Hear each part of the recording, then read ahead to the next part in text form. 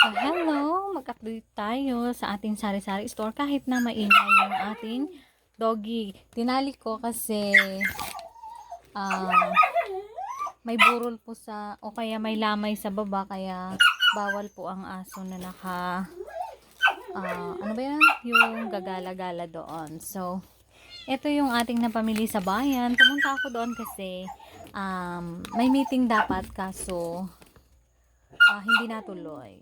So, ito yung ating napamili doon worth 1,643. So, tingnan natin kung may tumaas at saka sakto lang.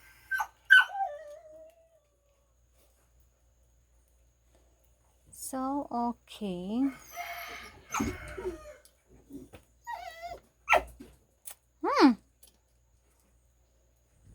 So, eto yung ating napamili. Tingnan natin doon. Eto is kinain ko na. Kinain ko na si Coco. Ito yung favorite ko sa doon. Nabilhin. Valley bread siya. Masarap to guys. Kahit na 6 na piraso. So, ayun yung nagagalit. So, eto. Coco cream.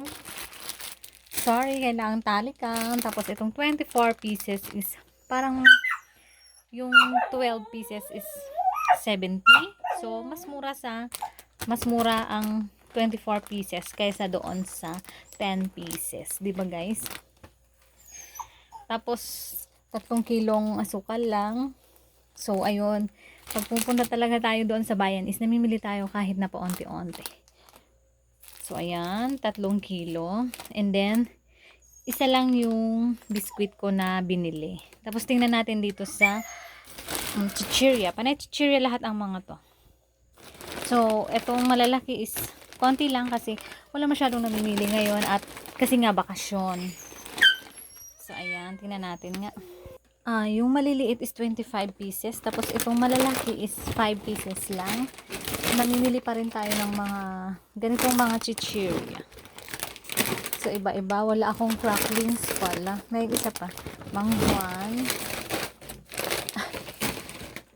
So, dati 28 ang bentahan ko nito. Pero, pinarehas ko lang din dun sa mga ibang nagtitindahan na 30 pesos. O di 30 pesos na, diba? So, eto yung may napkin. So, dalawa kasi ubos na yung ano. Konti lang yung binibili ko din nito. Tapos, noodles na 30 pieces. Tapos, 3 pirasong ano lang. Eto. Panty liner. So, maamoy yung sabon. Tanggalin ko lang yung noodles.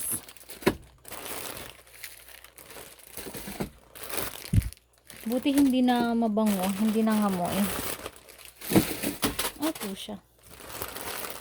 Pusa pala kayo. Hindi kayo pusha.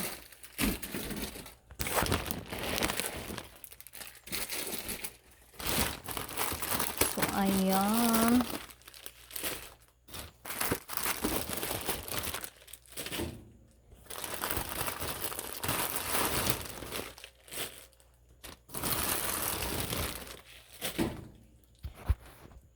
So, eto, bumili na din ako.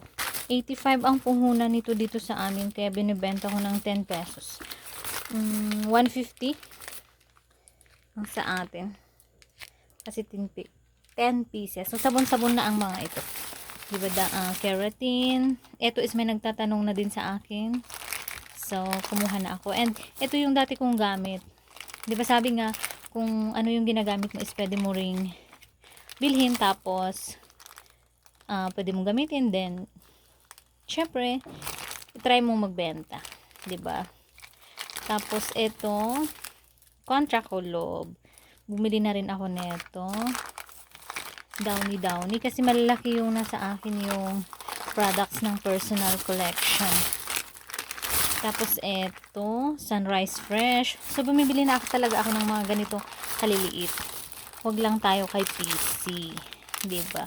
Kahit itong mga sabon-sabon, bumili din tayo ng 80 pesos ang puhunan nito. Then pumunta ako dun sa isang store. Hindi siya wholesaler pero mas mura siya. And then sayang, sabi ko sayang, nakapamili na ako ng shampoo. Pero alam ko na sa susunod kung saan ako bibili. Diba guys? Hanapin natin kung saan ang mas mura. Huwag na tayong maging martyr. Ano bang tawag doon? Yung ano, sa iisa lang talaga namimili. So, etong Ariel is bumili ako ng 6 pieces na Sunrise Fresh at saka yung with Downy. Nasaan na ba yung pink? Tapos 24 pieces na walang free si ano. 24 pieces na Surf kasi ito yung mga nabebenta din dito sa ating sari-sari store. Ito pala yung with Downy floral. And then eto, mas mura talaga din sa bayan ang ganito. Yes. At saka itong mga sabon. And Downy, of course. 3 lang lemon yung nabili ko. And papakita ko sa inyo yung mamaya yung medyo mura. Tapos ito naman yung sinasabi ko sa inyo na medyo mura. Worth 267 lahat itong binili ko. So, itong Johnson Pink. So, nag-iba na daw ang sabi nung kaibigan ko, nag-iba na daw yung bango nito. Hindi na kagaya dati na nung high school pa lang kami. Charot. Tsaka nung college, ito yung polvo namin. Nag-iba na daw. Kasi kaibigan ko nung college yung ano, sabi niya, naku bes, nag-iba na yung amoy niyan. Hindi na siya kagaya dati na as in, pag ano mo pa lang mabango. Pero kumuha pa din ako kasi may nagtatanong ng mga maliliit na polvo dito sa atin. So, benta ko to ng 25. 20 sa kanya. Mas mura nga sa kanya. And then, itong toyo. Mas mura doon. Kaya sabi ko, ay, may talagang ano na ako. Pamimilhan na akong mas mura. Diba 10 pesos? 5 piraso lang yung nabili ko. Yung kay wholesaler kasi dito is 13 pesos. Yes. And ito, 8 pesos. 8 pesos. Kahit naman dito sa ano is 8. Ay, hindi. 9 pesos pala dito. And ito yung tuwang-tuwa ako. Kasi 28 pesos doon. Pwede ko itong ibenta na 35 kasi 35 naman yung karamihan sa baba. Ito is personal use ko. Ito yung dati kong gamit. Pero wala akong makita noon dito sa amin. Kaya ang binibili ko is itong lemon. Pero ngayon na nakita ko na si Sunrocks na floral is eto na ulit. Ito pala is hindi kasali doon sa 267. So kay wholesaler, pag namimili ako nito, 50 pesos.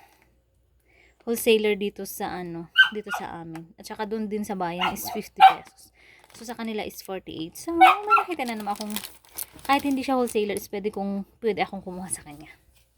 Ang problema lang doon is kailangang may sarili kang bag.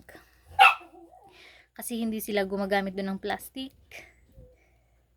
Pero okay naman din yun kasi talagang matututo kang magbaon ng eco bag at saka mas mura sa kanya. DOS is malaking bagay na yun, di ba guys? Ganun lang yun. So, ganun lang yung diskarte. More diskarte pa. Para lumago agad yung ating tindahan. Charot, charot. Okay. So, this is Veron B, ang igurotang tendera from Nueva Vizcaya. At naniniwala sa kasabihang panatilihing nakatapak ang paa sa lupa para di ka matumba. At yung isa na daig ng maagap ang masipag. So, ayan. Hello. Bye-bye po.